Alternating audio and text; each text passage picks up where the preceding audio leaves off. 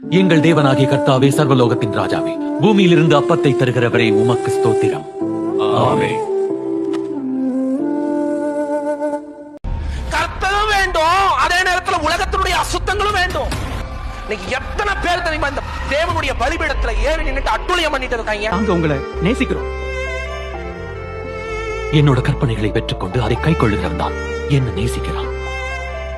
ஊழியத்தினுடைய value என்னன்னு புரியாதவன எல்லாம் இன்னைக்கு மேடையில ஏற்ற சபைகள் பெருகிடுச்சு.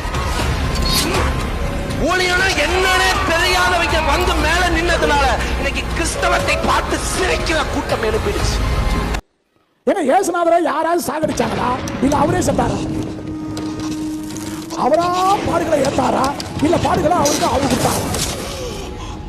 foolish Christians, முட்டாள்தனமான கிறிஸ்தவர்களாக இருக்கிறோம். அவராகவே மனம் வந்து பாடுபட்டார். இயேசுவை எவனும் தொட முடியாது. ஜாக்கிரதை, கைத்தட்டிக்கா. எவனும் தொட முடியாது. யாரை பத்தி பேசுறீ? இயேசு அடிச்சிட்டாங்க, அடிப்பதற்காக தன்னை கையளித்தார். அல்ல கவனமாக, என்ன பரம்பரை கிறிஸ்தவர்கள்.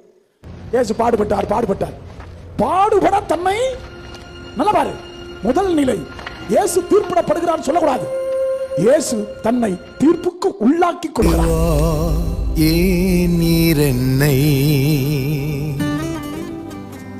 நேசித்து மறிக்க உலகில் வந்தீர், இவ்வளவில் அன்பு நான் பார்த்திரனே இல்லை. இயேசு இல்லைன்னா நாம இல்லைங்க.